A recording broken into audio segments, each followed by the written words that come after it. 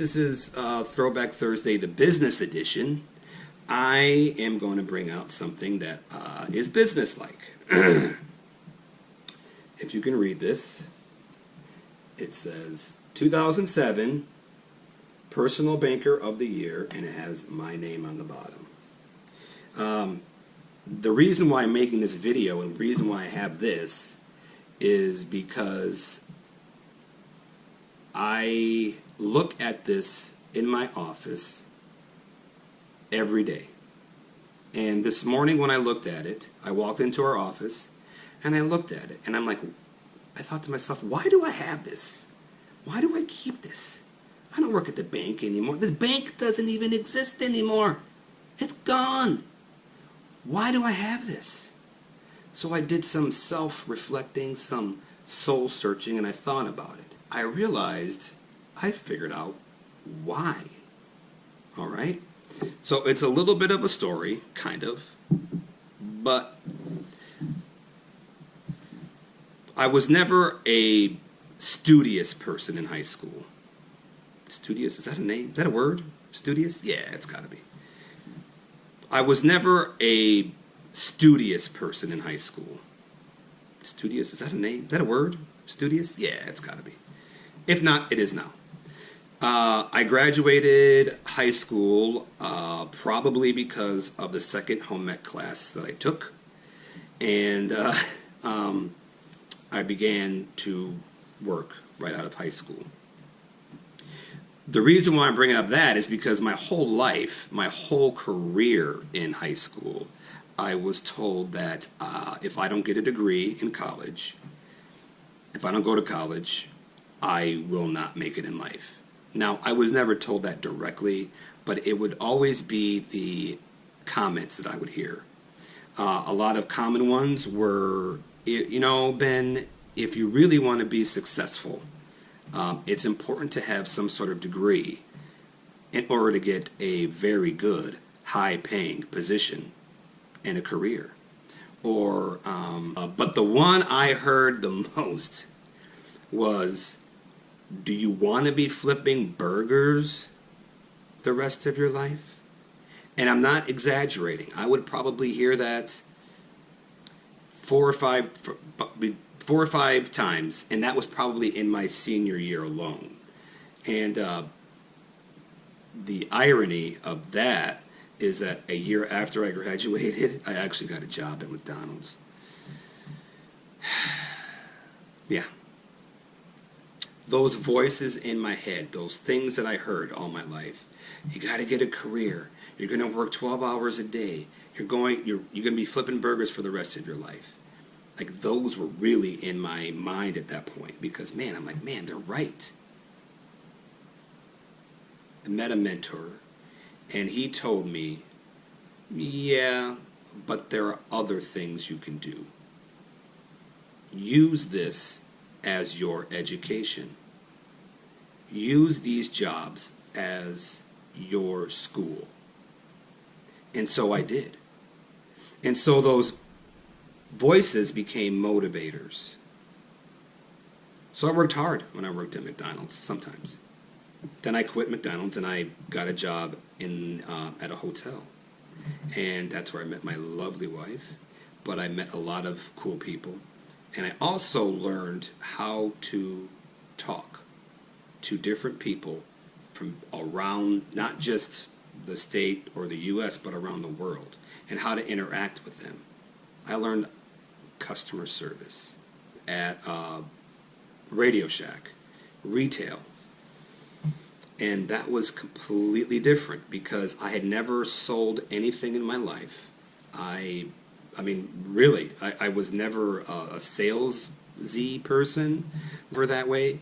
But I learned sales for sure, and I learned patience. As a matter of fact, Radio Shack was the longest job I had, I think 6 years. But then I got sick of it, and I wanted something new. So I pursued banking. I've always been interested in banking. And, you know, my mentor at the time was a very successful in financing. Applied for jobs, and I finally got a job at a credit union. And from 2005, the beginning of January of 2005 till October of 2005, I went from teller to branch manager in that time frame. All right. So I was like, wow, really fast. And then I got hired by Sterling, and I became a personal banker. I was in charge of new accounts. I was in charge of loans. I did a bunch of stuff, but I worked there for a couple of years. But from the time I worked at the credit union to Sterling, I learned how to develop customer relationships. I learned that because, remember, I had no idea how to generate loans.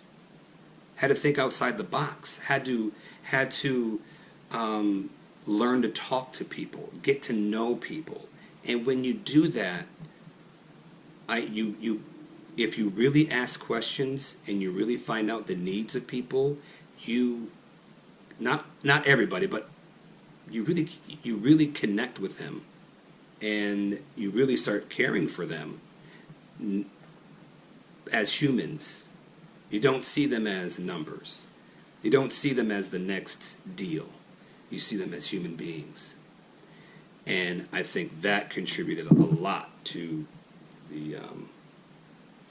me winning this. Do you remember that part in Superman where General Zod gets put into the Phantom Zone? If you don't know that, then YouTube it real quick. Superman Phantom Zone.